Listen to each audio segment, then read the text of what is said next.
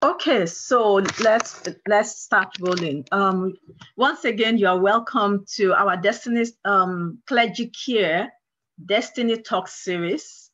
And today we are going to be looking at prostate and male genitalia problems. Prostate, that is main sexual health problems for men, basically looking at prostate health. This is important because, you know, recently, and the reason why we decided to do this for clergies is because recently I've been, you know, getting questions on how to deal with the issues of prostate, either enlarged, especially enlarged prostate.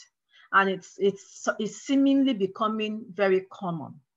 And as I researched, I saw that research shows that in men over 50, the likelihood of enlarged prostate goes up, and it, you know, just continues going up.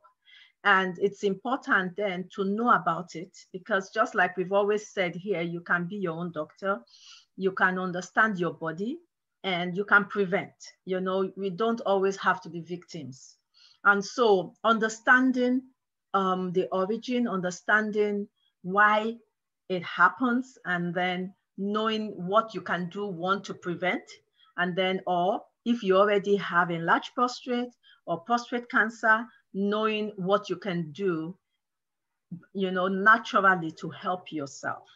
So with me today to delve deeply into this, I have Dr. Sam, and he is an integrative health practitioner. He's an MD, but over the years, he has moved a lot more towards integrative health and using non-pharmaceutical approaches to help people heal with very great results. And I know that in my conversations with him, he had talked a lot about, you know, working with patients with prostate issues, and we are going to be learning from his wealth of experience. As we start, you know, we'll go through some information, because information is key.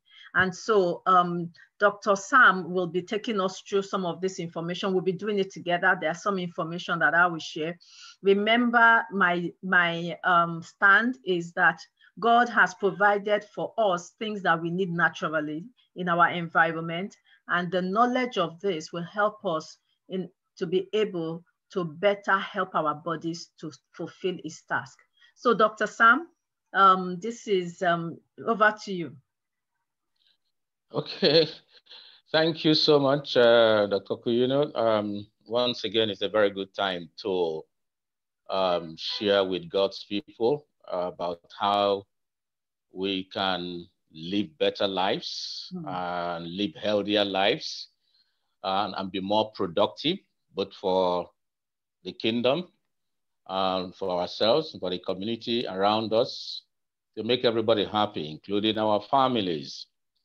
Well, let's take off immediately, quickly. Today we're discussing, like you have already said, the prostate, the issues and the challenges that come up with the prostate gland. Of course, the prostate gland is a gland that is exclusively exists in the male sex.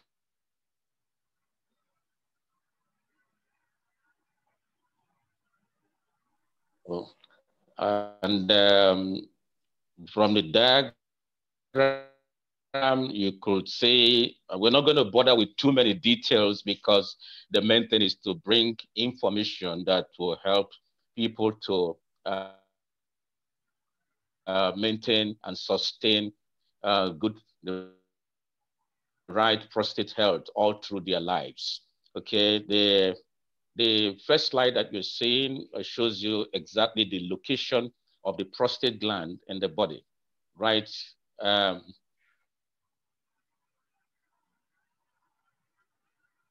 Under the bladder, okay, and how it is related.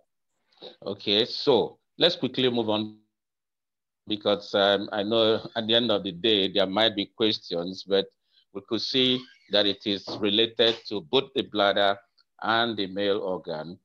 Okay, the prostate gland, before we get to signs and symptoms of the urinary problem that come with it. But let's quickly say, first of all, that the prostate gland is a very unique and significant gland when it comes to the male reproductive system. It produces some fluid that are usually added to the seminal fluid, during ejaculation. And because of the anatomy, which we, can you just go back to the slide again? Okay, because of the anatomy, the way the prostate gland is located, yes, okay, thank you. There is a flow of what is coming out, okay, through the penile system, and it can be, it can have impact both on the bladder, which it lies slightly under, and also on the output of the bladder. Okay, that is the urine. The bladder, the urinary bladder is the organ that collects the urine and from which, urine flows out. So usually when there is a problem, in the prostate gland, it has impact on the urinary bladder and on the urinary system. Okay, now we can go to the next slide. Okay. There are usually three major health challenges that come on the prostate gland. We are going to talk more on that a little bit later, but basically the three basic problems are that the prostate gland could have an infection, which is medically referred to prostatitis, because it causes anything. Itis speaks about inflammation. So it causes some irritation and inflammation, and this dictates some of the signs and symptoms that we're going to be looking at very quickly. The next problem that the prostate can have is a prostate enlargement, okay, which is a swelling of the prostate gland. We're going to touch a little bit more on this later in the talk. And then the third major problem is the prostate cancer. Now, because of the location and the anatomy of the prostate, as we mentioned earlier, the symptoms and signs that are related to the problems, the health challenges that come with it, are oftentimes related to the to urination and the urinary system, at least at the initial time. Okay, and these are some of the ones that have been listed here. Or initially the individual begins to feel an urgent need to urinate, which we call urgency. Okay, and sometimes when it comes, you find that if the person does not go quickly, you may find that he may have trickles on himself. The next one is frequent urination. Okay, so you find that you're urinating more frequently than usual. And this is closely related to the next one, which is urinating in the night. Naturally, of course, if you drink a lot of water late in the night, of course, you might need to wake up to urinate. But in this case, even when you haven't really taken much water in the night, as the prostate issue progresses, you find that the man needs to wake up more frequently to urinate in the night. Urinating in the night is called nocturia. Okay, so it begins to become a problem. Okay, and then this progresses to painful urination, having pain during when someone is urinating. And then if the problem is still not attended to, it can now lead to a situation where the individual may not even know when he begins to urinate on himself, because it becomes what we call incontinence, because the urgency will be, and when it, so the individual may have to urinate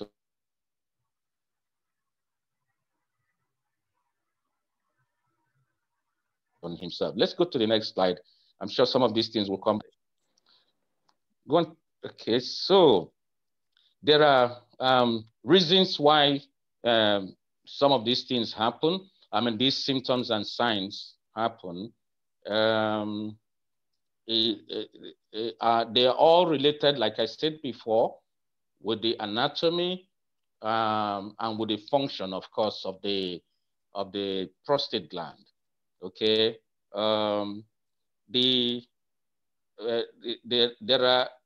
are all related because the prostate, when it begins to have its issues, whether it's an infection or enlargement or cancer, begins to have impact on the bladder. Okay, if it is an enlargement, it begins to put pressure on the bladder, causing a partial and almost sometimes, much later, almost like a total obstruction to the urinary flow. Okay, so one of the early things that people begin to notice is difficulty getting a good stream started, having to start. So they want to urinate, they feel like urinating, but when they get there, they find that they have to wait because the opening of the bladder has to relax and open up before the urine will begin to come. So there is this symptom that is called hesitancy, meaning that you hesitate even when you want to urinate. You got into where you want to urinate, you are ready to urinate, but then there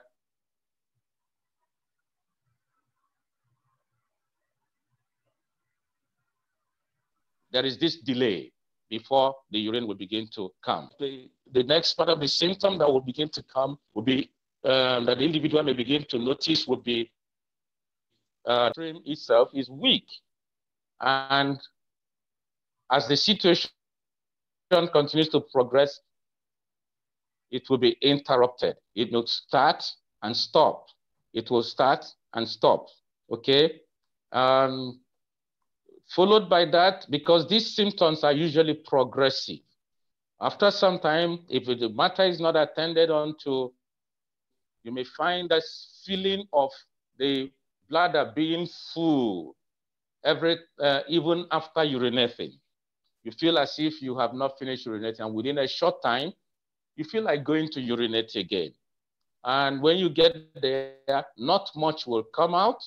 And then after a little while, you feel like you're going to urinate again, okay? So it's this feeling of incomplete emptying of the bladder, okay? And then as the ailment continues to progress, again, like we said before, incontinence, which is usually due to the bladder overflowing. It is so full, it is not fully emptied, and then before the person is ready to go and urinate, and before it even senses it, the urine is already trickling out. Next slide, please. Okay, now, again, as the symptoms continue to progress, pain will begin to come, usually starting with pain in the pelvic area, meaning around the waist area, in the lower back, and in the pelvic area, in the front and at the back. These are all progressive signs. Okay, so let's just recap a little bit on some of the symptoms. Weak urinary stream, okay? The size of the urinary stream will continually begin to decrease. There will be hesitancy, meaning that the individual wants to urinate but gets there and finds that he needs to wait a little while before the urine will begin to come. Okay, then this feeling of incomplete emptying of the bladder. Okay, you finish urinating, but within a short while, you feel like urinating again because that the bladder is not fully open. And especially in the case of infection of the prostate gland, sometimes you notice that the urinary stream is split, meaning it's running in two directions. Okay, so that's what is called double voiding. Okay, the urinary stream splits. It's a real sign that there is infection, especially in the prostate gland. Okay, most of the time, because the individual really wants to urinate, he finds that he's beginning to strain to empty the bladder as much as possible. Okay. Then there is painful urination, pain when urinating. Sometimes more at the end of the urination, you feel pain. Also, increased frequency of urination is something that is oftentimes noticed. Then urgency to urinate. When you want to urinate, if you don't go, it's like you're going to urinate on yourself. It will be so pressing that the person will often need to get up very quickly. And then, of course, getting up much more frequently to urinate in the night. Okay, next slide. Now, before we get to the next thing, I want to mention something that probably we didn't include in the slide here, that if a man begins to notice, he should give him a clue that something is beginning to happen. Quickly, maybe I did not mention this at the beginning. Prostate challenges is health issues is a common problem as a man ages, as a man increases in age.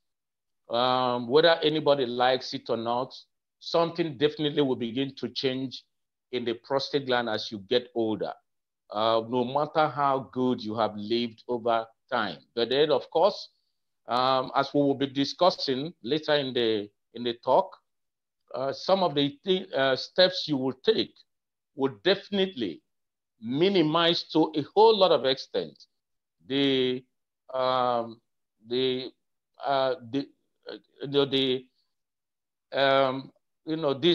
prostate problems from expressing themselves. They don't have to happen. But if one has taken adequate steps over the years, over time, to take care of his health, you find that the prostate issues, to the extent of needing to medical attention, may not need to arise. Then one of the symptoms that is not listed here that may give a man a clue is that if he notices that when he ejaculates after having sex, during sexual intercourse, and then he notices pain just at the time of ejaculation or at the end of ejaculation, is a clue that something is beginning to happen in the prostate. And this should give someone a sign that he should begin to do something immediately. It's a very early sign.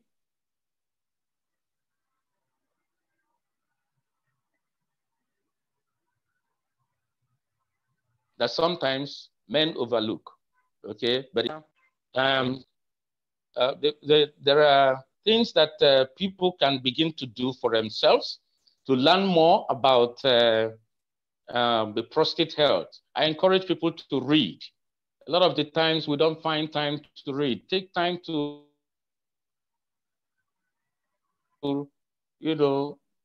read into internet information that you need from there, but at least it can give you something that, will help along the way. Yes, that's why we have this book, Prostate Health in 90 Days by Larry Clark. You can Google it. That's why I left it on the screen for a while so that you can copy it. And I think you can actually download it, Prostate Health in 90 Days. That will give a lot of information, just like Dr. Sam said, on what you need to begin to do. It said something powerful. I'm sorry to just add that in, that, you know, almost everybody is susceptible to prostate. Every male is susceptible to prostate problems. There's nobody that is not susceptible, but you can minimize your susceptibility, or you can manage it better by starting early. So the important word, and as we go on, Dr. Sam we will talk about, you know, the specific things to do in starting early. And managing, just like a lot of what we see at the end of our life, you know, towards our 50s, 60s, 70s, are products of what we sowed in our 20s, 30s, for, you know, the way we live. We begin to see the manifestations as we get older.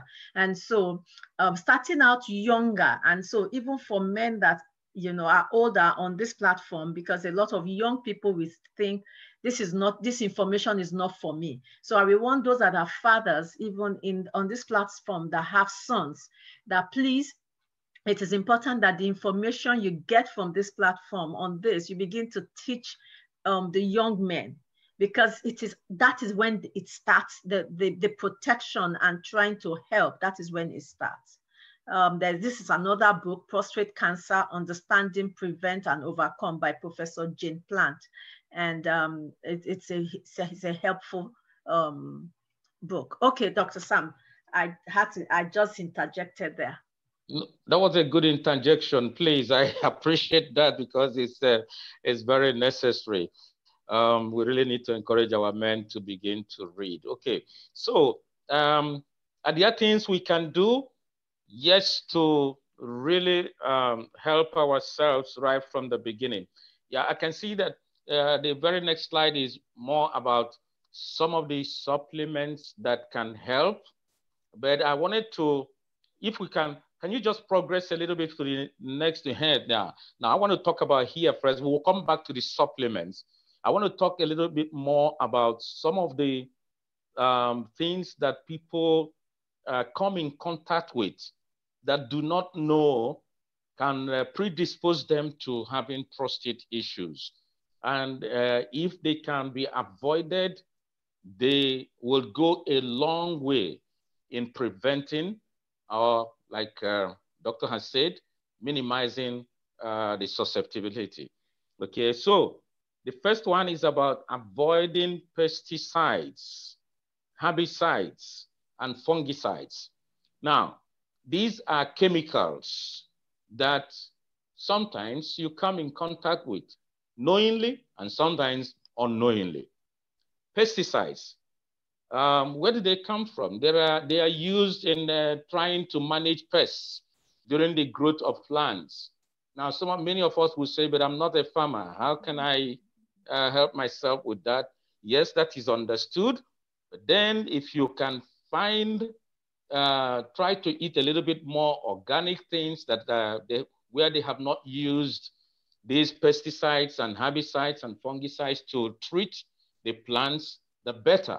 Now, this brings to mind very quickly one of the things that I have been preaching, and I've been praying that I myself will be able to practice, and that is that we can try to begin to plant some of the vegetables and foods that we eat ourselves. I agree with you. Especially for those, yes, for those of us that live in our own compound, in our own properties.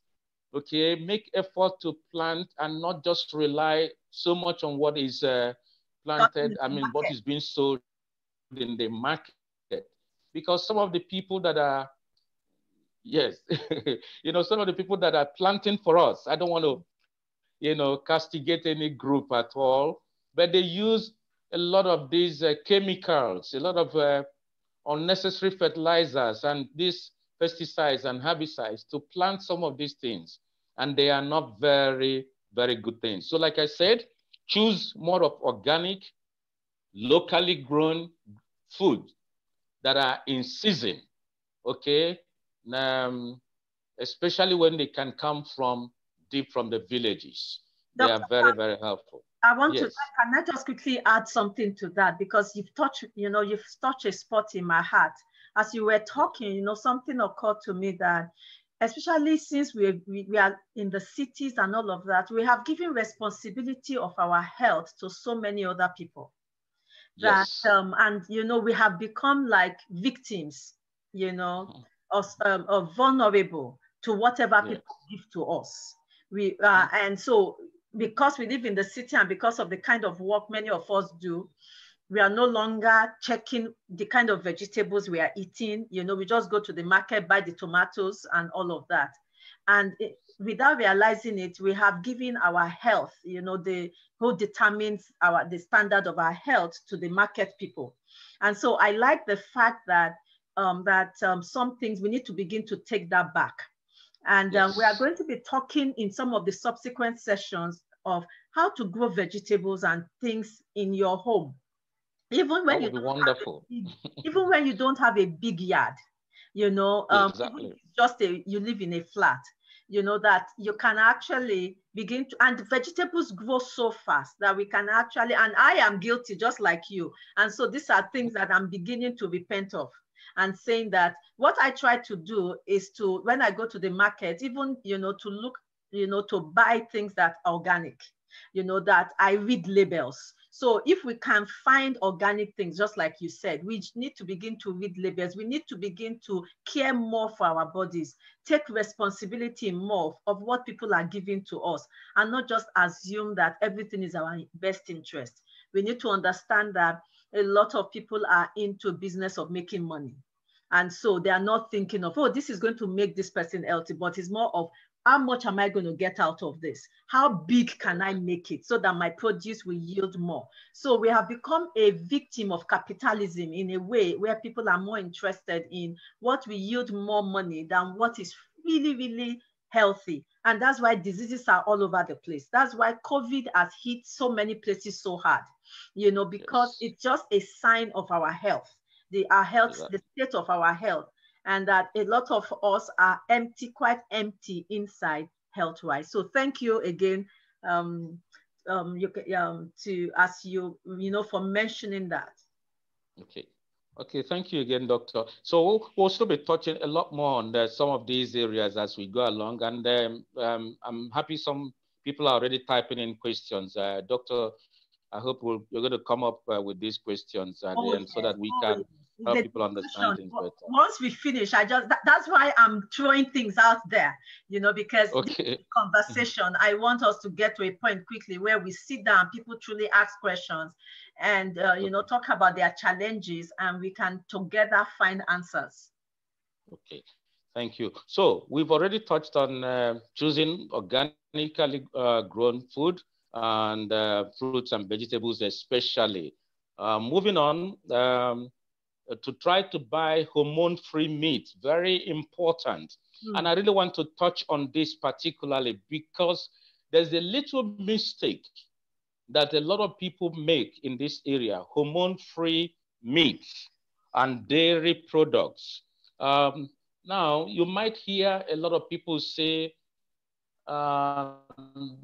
don't eat red meat, don't eat red meat, eat more of white meat, eat more of white meat. And I say to people, you need to have wisdom in listening to some of these counsels that are coming out of the Western world. Now, the difference is this. In the Western world, the red meats are mainly grown in farms, in home farms, where they feed them with artificial feeds. And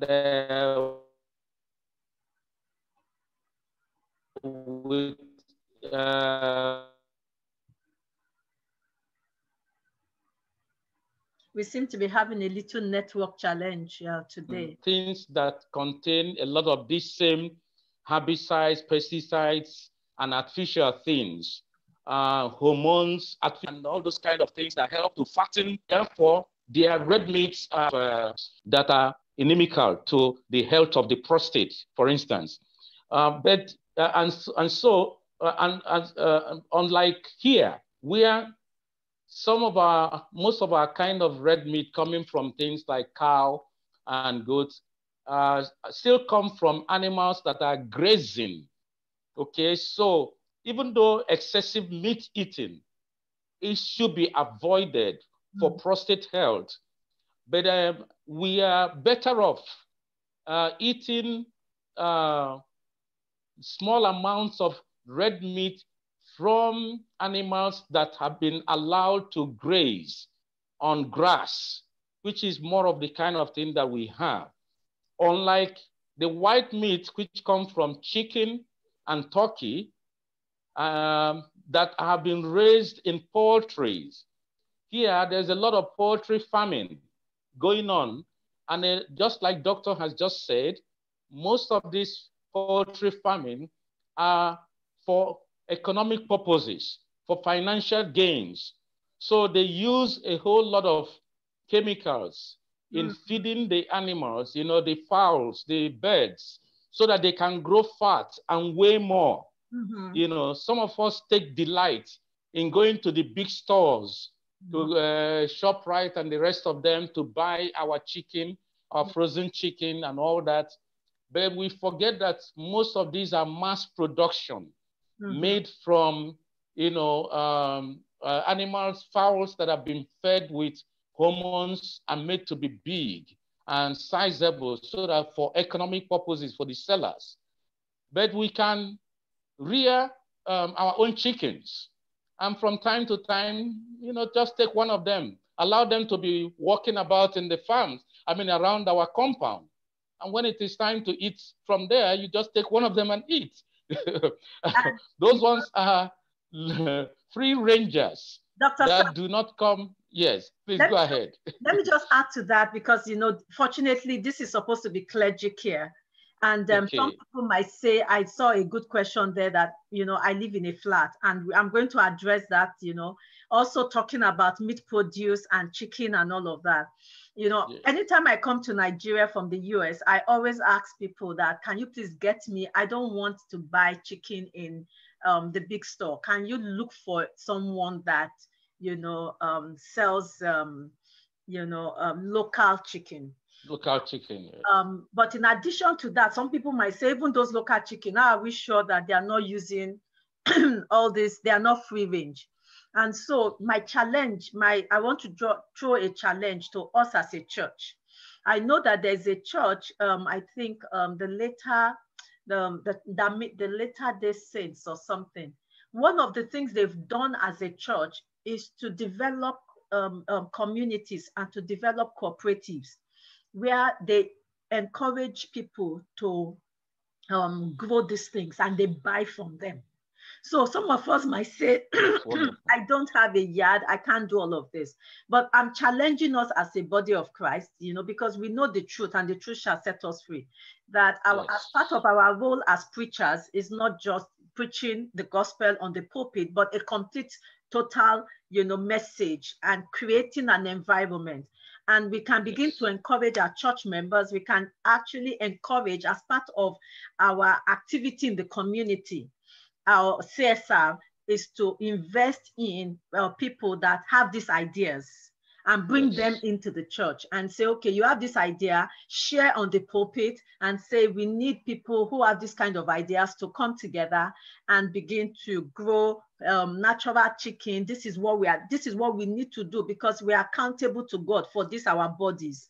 And so as a body, as a pastor, and that's why we were teaching clergies this, you know, we can, you know, begin to empower and encourage people, you know, to grow this and buy from them. Our members can get land and grow vegetables and develop a small store, a small place in the church where people can buy and order for this vegetable. Churches are doing it. I know that, as I said, Seventh-day Adventists, almost every, they have stores everywhere where when you go in there, you are buying healthy foods because they are growing it and they are using what do you call it? You know, the wisdom of God, you know, the information they have to grow things that are healthy. And so I want to encourage us that is what we need to do. If we remember the missionaries of those days, when they come, they will set up a church, set up a farm, and set up a school. you know, and produce food. So we need to get back to that again, to in small ways. We might not do it personally, but we can empower our church members, encourage youth in the church, you know, to say, okay, we are giving this small land. We don't need to use all the land for car park. This side of our church premise is going to be a farm. You know, people that are interested in farming, that they are interested, and we are going to make it natural. This part, we have earmarked this part of our church, you know, this land. We are not going to put any building in it. We are just going to use it for farming and, you know, growing vegetables and all of that. Those are the ways that I think in this going forward, because we cannot give our health anymore to people that don't care for us.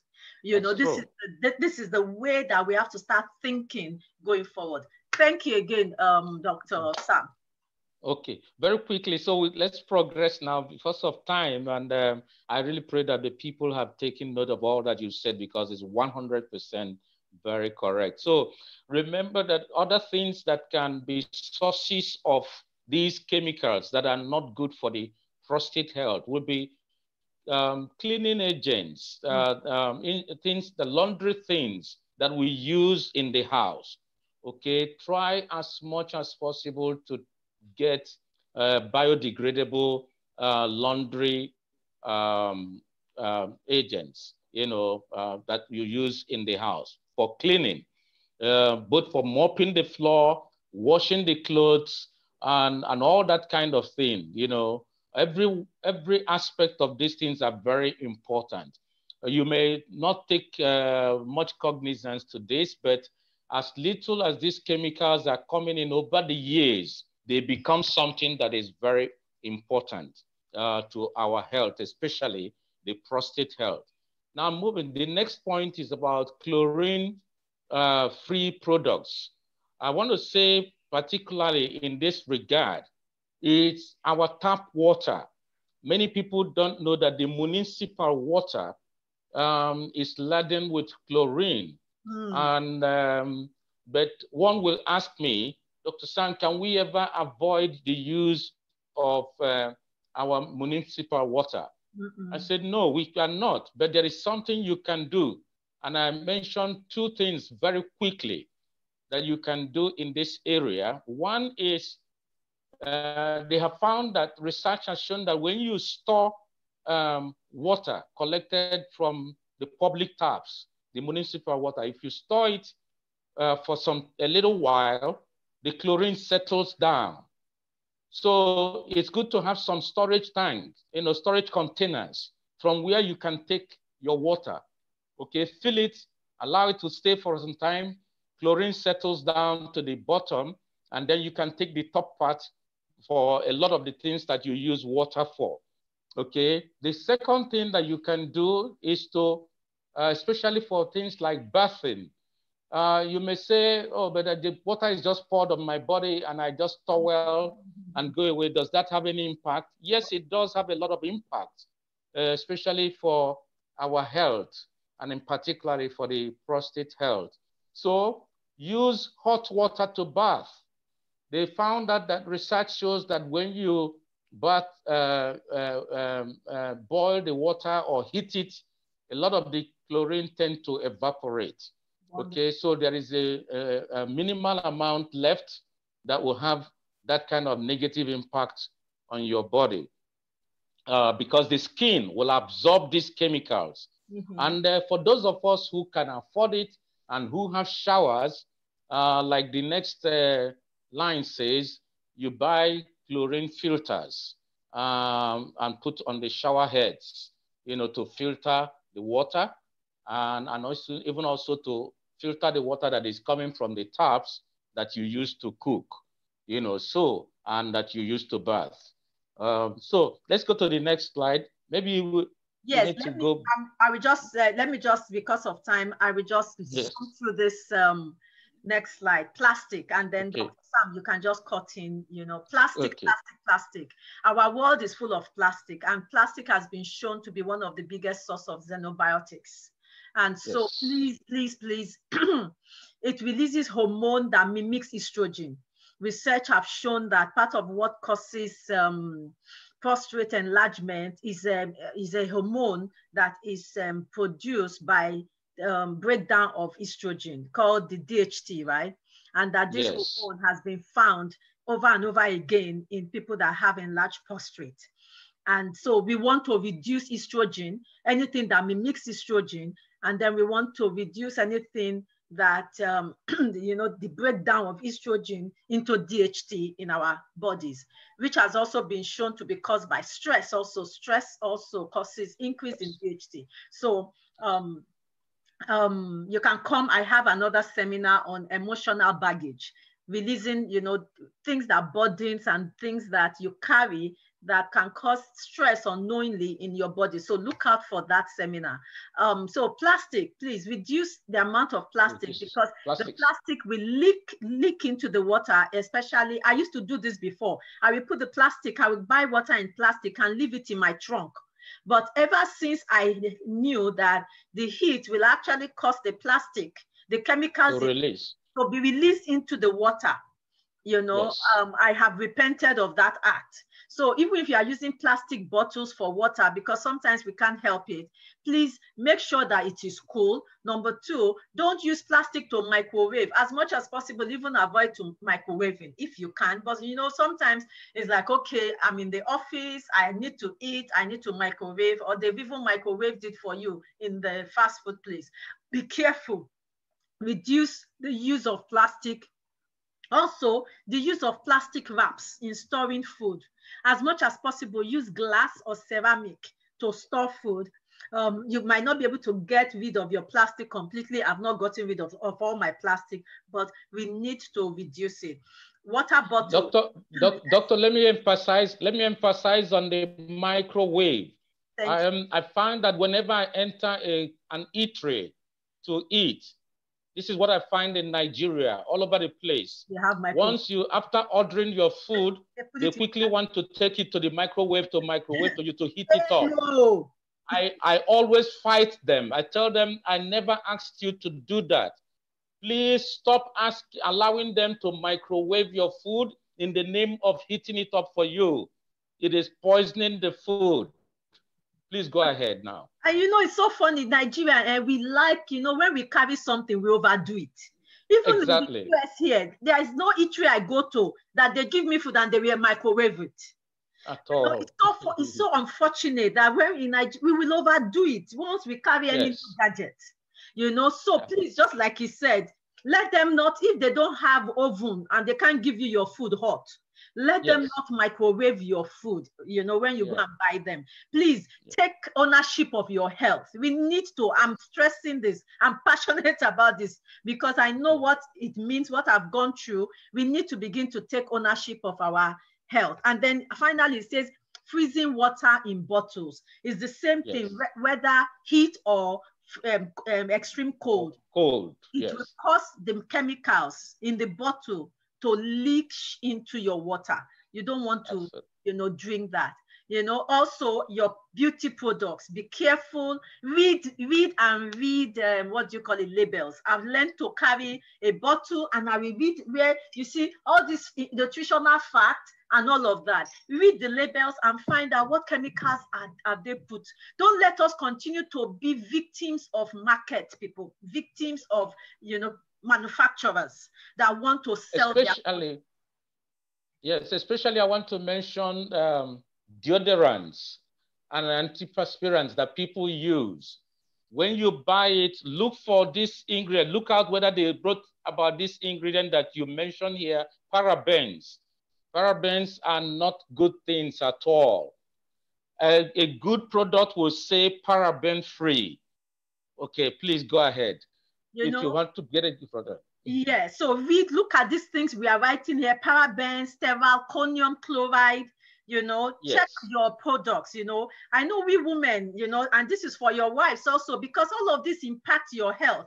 Nail polish removers, you now have some that are organic. You know, look at some of them, and if they have all these chemicals in them, they should not, because everything, your body is a semi-permeable membrane, meaning that it has holes. Everything you put in will enter into your bloodstream and be carried all over your body. You know, natural perfume, which is in those days we will rub perfume all over our bodies. You know, we should be careful of the perfumes we use. And then essential oils are all over the place now. I have them, you know, they smell nice. You can dab them, you can use them. Also, this is for, you know, you might say reproductive health, condoms and diaphragms. Anything that enters into your orifices, whether orifice of your mouth or your reproductive system, please be careful, read the label. You know, all of these are allowing strange things into the body that you don't know what they are doing into the body. I know that they now have condoms that are made from natural products, you know, so please read. I know it's funny, you know. No, it's not. It's not. It's the truth. Yeah, that's the truth. Go ahead, please. You know, so okay. And so finally, because we need to start taking the questions, Doctor, then we can talk about, okay, so you can tell us, Doctor, what do we need to do if you already have it and you need to sort it out? You know, what do you need to do? A number of things are very important. First of all, just like mentioned here, there are nutritional supplements that are very helpful in preventing and even sometimes in treating already situations that have already started. Okay, and important here is chiropractic adjustment. A lot of us don't consider that because it's not a very popular thing here, but it is very, very necessary when you can find a chiropractor who knows what he's doing. They can help. Okay, saw palmetto, green tea, zinc. Zinc is very important, and zinc can be found in some good food like peas or oatmeal and watermelon. Watermelon has a lot of zinc. Okay, and beta cytosterol. If you get some supplements that contain these supplements, these nutrients, they are very important. Pygium africanum is very, very good in helping the prostate. Maca is not mentioned here. Maca is also very helpful. Organic maca is helpful. Now, other things that you can take note of is removing mercury fillings. My only little worry about this one is that to be effectively remove mercury fillings from the teeth, you need a good biological dentist. And I've been looking for one in Nigeria. I still haven't found some of them. But then have that at the back of your mind for those of you who travel and have had mercury fillings used on them. Please make effort to take them out. They are not very good things. Adequate exercise, very important. To minimize stress, take time to rest. Even as a minister of God, take time to rest. And one thing that I encourage people to incorporate in their regular preventive measures are things like coffee enemas. Some enemas are very good in removing toxins out of the body.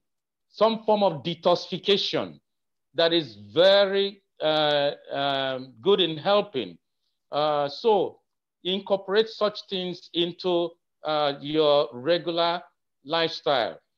Other things that are very good, omega-3 oils, very, very important. Now, I want to say something about oils.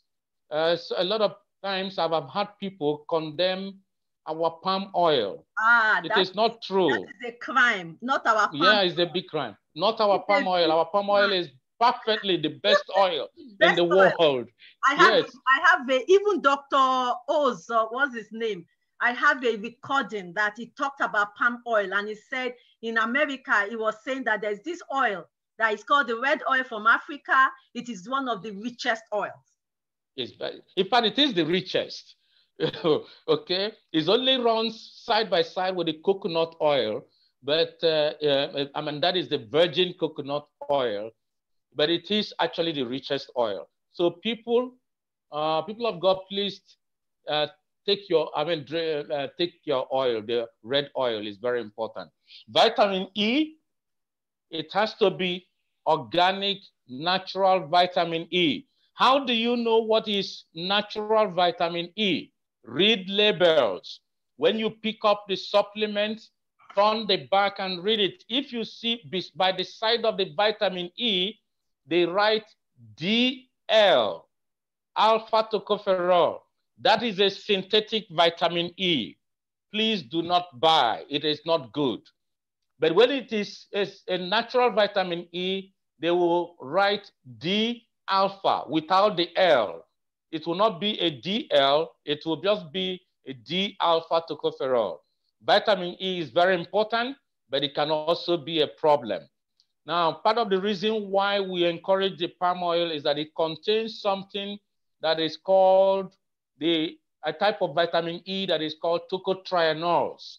And they are very good in bringing down inflammation and in healing the prostate. Other nutrients will include Doctor, vitamin D. Yes, go ahead. Something about that. Anti-inflammation, please. That is, take note of that. And I know somebody has been raising his hand. I will get to you very soon. Come to that. Yes. But I just want to say, you know, when something is enlarged, you don't want anything that it enlarges it the more. You want something that will bring it down, that will squeeze it out. And so you want food that are anti-inflammatory. The food that are anti-inflammatory are like turmeric, ginger. You know, you have vitamin C will also help. Vitamin C. You know, you have, so then the food that increases inflammation, that is their job in your body. They will increase inflammation. Sugar. Then sugar, number one. So our vegetable oils, you know, all these vegetable oils we used to fry dodo, fry puff, fry. We are buying fry this, fry that. They use this vegetable oil made from soy.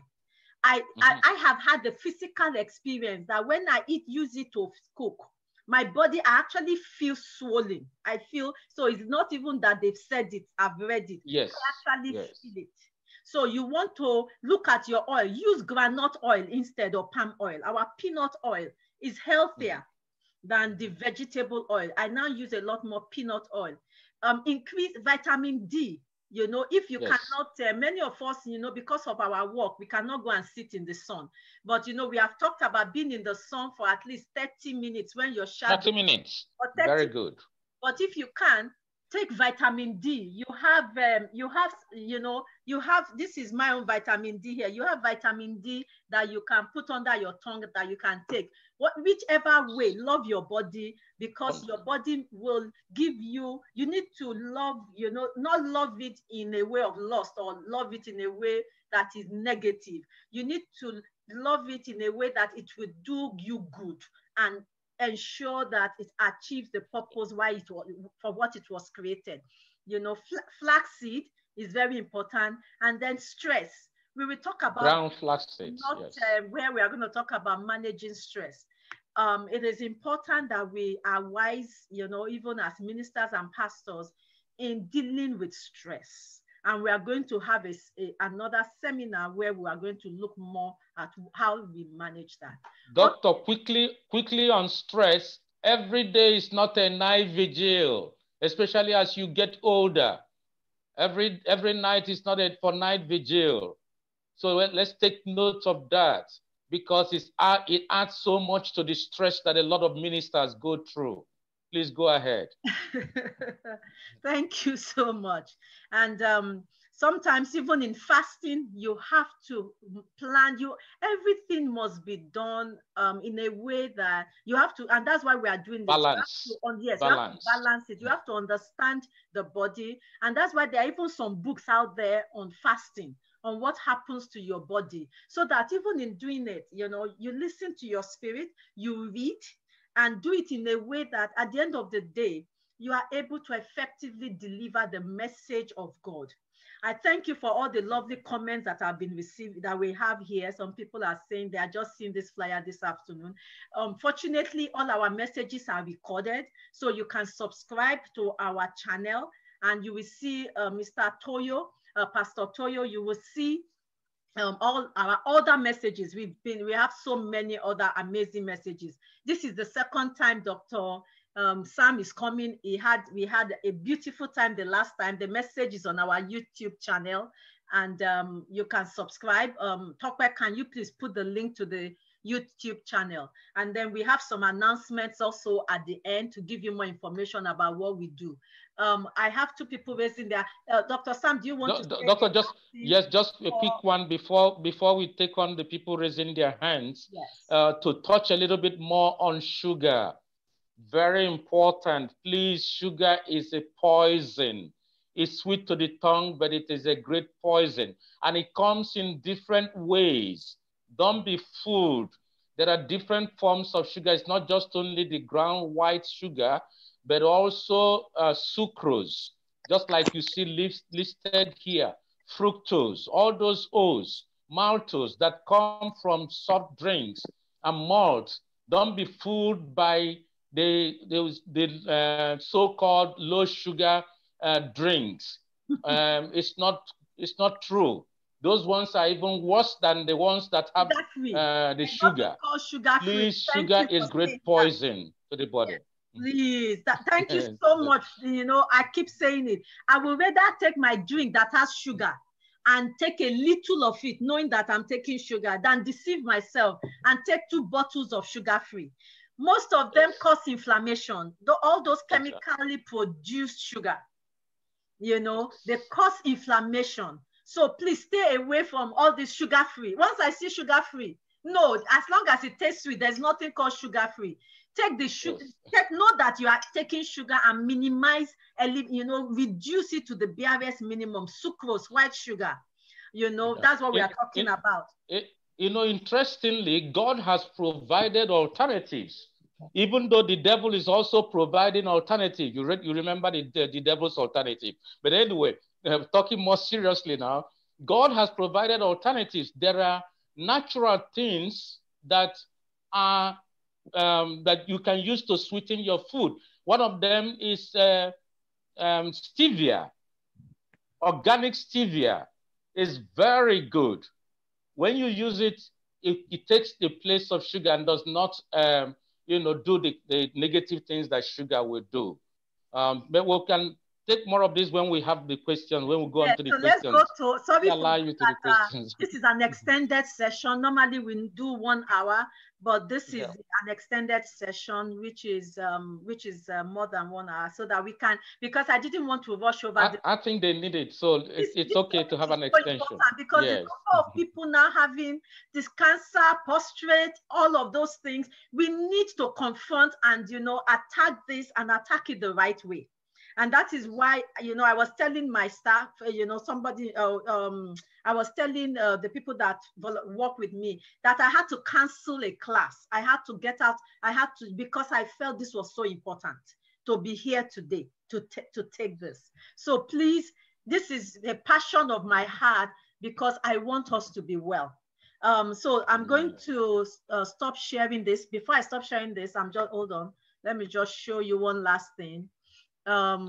These are pictures that you know, I love beautiful pictures. These are pictures of Lord God has provided everything for us in nature. This is saw palmetto. You know, this is that is used to, you know, that's where they got, that has been used to help prostate. And look at the fruits. Do they not look like the prostate gland? It's yes. So funny. You know? That's how God is. That's how God, you know, it's so funny. Even banana is also very good to men's sexual health. And does banana not look like, you know, you know, so like the man. Like the man, yes. So God has provided in nature that we don't even need too much education to know what is good for us. You know, this is the African plant that has been shown to be very good.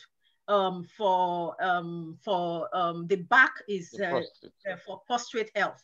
And so remember the scripture I had shared, I always share in the book of Ezekiel, that the Bible says that God has provided the fruits for food and the trees for medicine.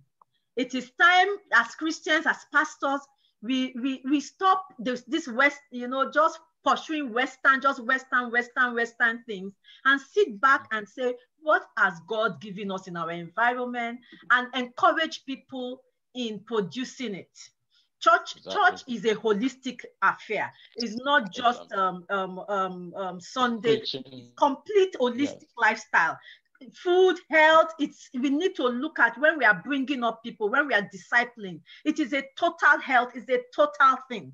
We need to, as I said, I need to see churches start farms in I need to see patches of land, more of that in churches. So